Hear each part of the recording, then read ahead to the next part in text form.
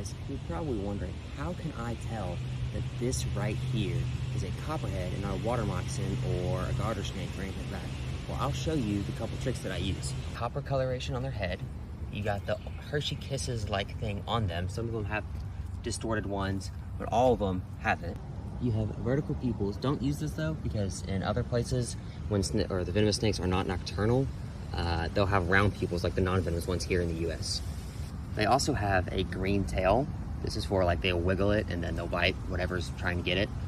He doesn't have it because he's full grown, but that'll help on the younger ones. And then all that together, boom, copperhead.